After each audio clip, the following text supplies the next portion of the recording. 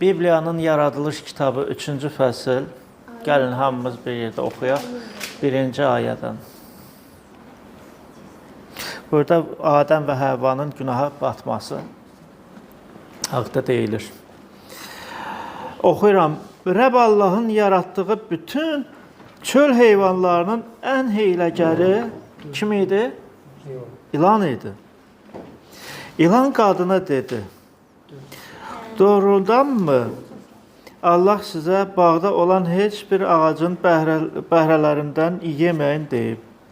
Qadın ilana dedi: Bağdakı ağacların bəhrələrindən yeyə bilərik, amma bağın ortasındakı ağacın meyvələri barədə Allah deyib, ondan yeməyin və ona toxunmayın, yoxsa öləcəksiniz. İlan qadına dedi: Yox, əsla ölməyəcəksiniz.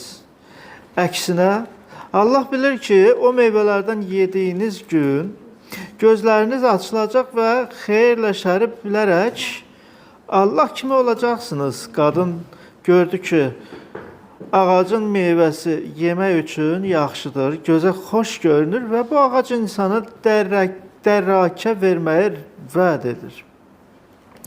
Buna görə də o həmin meyvədən dərib yedi. Sonra yanında olan ərinə də verdi, o da yedi. Görəsən, ərinə xəbər verib hansı ağacını dərib sizcə?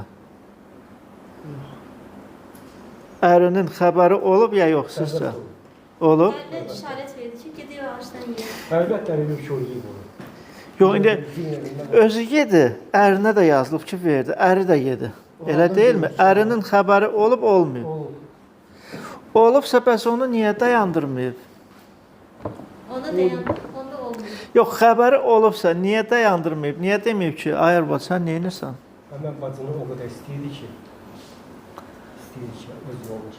Aha. Yox, birinci günaha batan kim oldu? Özü. Qadın oldu, elə deyilmi? Qadın günaha batdı. Yəni, gördü ki, necə yazılıb ki, ağacın meyvəsi yemək üçün yaxşıdır. Gözə xoş görünür və bu ağac insana dərrakə verməyə vəd edir. Həmən deməli meyvədən dərib yedi, sonra yanında olan ərinə də verdi. Uzaqda deyildi. Yanındaymış o bilirdi. Amma baxın, ilan kimə yaxınlaşdı? Qadına yaxınlaşdı. Allah kimə dedi? Adəmə. Kişiyə dedi, elə deyilmi? Adəmə dedi ki, bağda olan deməli ağacların meyvəsindən yeyə bilərsən. Yalnız ortada olan o həmən o ağac hansı ki, şərlə xeyri bildirən deməli o ağacın meyvələrindən yemə, toxunma ona. Çünki o meyvədən yesən hökmən öləcəksən. Qabaqcadan Rəbb Allah xəbərdarlıq verdi Adəmə, kişiyə. Sizcə kişi qadına dedi, demədi, o ağacdan yemək olmaz, toxunmaq olmaz. Demir. Onda qadının nə xəbəri var ki, ilan soruşanda ki, doğrudanmı? Baxın necə deyir, doğrudanmı Allah sizə bağda olan heç bir ağacın bəhrlərindən yeməyin deyib? Qadın deyir, yox. Yox deyir. Bağdakı ağacların bəhrələrindən yeyə bilərik, amma bağın ortasındakı ağacın meyvələri barədə Allah deyib ki, ondan yeməyin, öləcəksiniz. İlan buradan da qaldı. Deməli, qadının xəbəri var idi da. Qadının xəbəri var idi, çünki ilana cavab verdi ki, yox. Rəbb Allah dedi ki, bax, o deməli, bağın ortasındakı o ağacın meyvələrindən yemə. Yemə deyir. Bu xəbəri kişi çatdırır bu qadına. Adəm öz deməli arvadına dedi ki, bax o ağaca nəinki toxunma, heç yaxın da durma. Rəbb Allah qadağa qoyub. Niyə? Dedi ki, hökmən öləcəksiniz, olmaz. Belə, olmaz. Amma baxın ilan kişiyə yaxınlaşmır, ilan qadına yaxınlaşır. Və onunla ünsiyyətə başlayır, danışır da. Deyir ki, gəl belə eləyək. Çünki Adem'e girişe bilmedi. Adem'i anlada bilmedi. Deyir, gəl belə eləyək, deyir. Rəbb Allah sizdən çox şey gizlədir, gizli saxlayır, sirli saxlayır. Necə yəni sirli? Qadına deyir. Deyir, o meyvədən yesən əgər, inan ki, inan Allahlar kimi olacaqsınız. Baxmayaraq ki, Allah birdir. Elə deyilmi? Qadın yenə də baxın, gördü ki, ağacın meyvəsi yemək üçün doğrudan da yaxşıdır. Dərakə verir və s. Qadın dərdi, dərən kimi, hələ yemədi, dərən kimi günaha batdı. Toxunmayın yazılıb. Hə, toxundu, günaha batdı. Rəbb Allah dedi, toxunma. Bu hələ yemədi. Toxundu. O ki, ilanın sözünə, yəni başqa sözə, iblisin sözünə qulaq asdı, hələ toxunan kimi o saat günaha batır. Yəni, Rəbbin sözünə qulaq asmadı, başqa sözə artıq Rəbbə etibar yoxdur. İlana inam vardır. Toxundu, dərdi, yedi, sonra da əri də gördü. Əri gördü ki, arvad bu meyvədən yedi. Sizcə, kişi arvadsız qalmalıydı ya yox? Arvadsız qalmalıydı ya yox? Rəbb Allah dedi ki, hökmən öləcəksən. Qalmalıydı. Qalmalıydı da. Əgər yeyibsə, əgər toxunubsa, deməli ölməlidir. Günahın əvəzi ölümdür. Sən ölməlisən. Deməli, sən, Adəm, sən qadınsız qalmalısan. Siz təsəvvür edin, qadın da kişiyə baxır, ağlayır. Kişiyə baxıb ağlayır. Sən də ye. Mən necə yeyim? Mən onu yesəm, axı ilan səni yoldan çıxardır, belə deyilmi? Mən onu yesəm, mən də sənin vəziyyətində olaraq mən Allahdan uzaq olacağam. Mən öləcəyəm. Qadın da deyir, neynim onda? Kişi də baxırdır, bəs mən neynim? Sən mənim sümüyümdən, sən mənim bədənimdən, ətimdən yəni, elə deyilmi?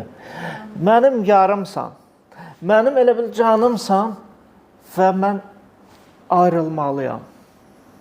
Elə deyilmi? Mən səni itirirəm. Mənə elə gəlir ki, kişi ona baxaraq yazığı gəldi. Arvad da deyir ki, deyir ki, gələ, sən də gel. O da razı oldu. Tək qalmaq istəmirəm, deyir. Onun sözünə qulaq asdı. İlanın sözünə yox, qadının sözünə qulaq asdı. Çünki qadınsız qalır. Qadınsız qalır. Yeyib, ikisi bir yerdə Allahın qarşısında nə oldu? Günaha batdılar. Günaha batdılar, dostlar. Sonra da biz oxuyuruq ki, baxın necədir. O vaxt ikisinin də gözləri açıldı və o çılpaq olduqlarını bildilər. Buna görə də əncir yarpaqlarını bir-birini hörüb, özlərini deməli, necə yazılıb, fitə düzəltdilər. Onlar sonra da günün sərinliyində bağda gəzişən Rəbb Allahın səsini eşitdilər. Səsini eşidən kimi nə oldu? Gizləndilər. Allahdan nəinki uzaq olublar artıq. Ayrıldılar. Onun səsini, sadəcə səsini eşidən kimi qorxdular. Ağacın arxasında gizlənirlər. Siz təsəvvür edin. Rəbb Adəmə deyir, qadına demir, Adəmə deyir, Adəm neynəmirsən? Adəm nə dedi? Qadın məni yoldan çıxartdı. Qadına sual versən, nə eləmsən? Deyir, ilan məni yoldan çıxartdı. Bu buna, o buna. Yəni təxsir. Onun boynuna atır. Hətta sən arvadı kim yaradıb? Onu da cavab. Arvadsız qalmışdım da. Sən yaratdın, o da məni yoldan çıxartdı. Deməli, təxsir kimdədir? Kimdə? Rəv Allahda olur da, elə çıxır. Sen bana verdiğin arva. Yəni Adəm təqsirləndirir. Onu atın. Qadını kim yaratdı? Qadın verdi də. Onda Rəbb Allah deyir, sən nə eləmisən deyir. İlanı kim yaradıb? Qadın da deyir, ilanı kim yaradıb? Sən yaratmısan da. İlanı yaratmasaydın, məni yoldan kim çıxardardı? Görün, burada da həmən o hiyləgərlik artıq ürəklərindədir. Qəlblərindədir. Dostlar, Rəbb onları həmən o cənnət bağından qovur. O saat qovur. Bilirsiniz, İblis ilan cildində gəlib yaxınlaşdı da. Bugün də İblis hiyləgərlə insana yaxınlaşaraq insanı yoldan çıxartmaq istəyir. Maraqlısı odur ki, İncil kitabının Yahyanın 1-ci məktubunda deyilir ki, mən 2-ci fəsildən oxuyuram, dünyanı və dünyada olan şeyləri deyir, sevməyin. Kim dünyanı sevirsə, onda atadan olan məhəbbət yoxdur. Çünki dünyada olan hər şey, cismani etirazlar, acıgözlük və dünya malına görə təkəbbür atadan yox, dünyadan gəlir. Dünya və ondakı etirazlar keçib gedir, amma Allahın iradəsinə əməl edən əbədi qalır. Deməli, dünyanı və dünyada olan bu etirazları sevməyin deyir. Sevməyin. Bugün də bizim dövrümüzdə də ilan bu cür yaxınlaşaraq pıçıllaya deyə bilər ki, yəni iblisdən söhbət gedir. Doğrudanmı sən bu kitabı oxuyursan, buna inanırsan? Allah belə deyir. Allah deyir ki, dünyanı sevmə. Dünyanın ardıncan getmə. Bu etirazlarla bağlı olma. Yox, əsla elə deyil. Çünki Allah bilir, əgər sən ona toxunsan, əgər bu işi görsən, sən xoşbəxt olacaqsan.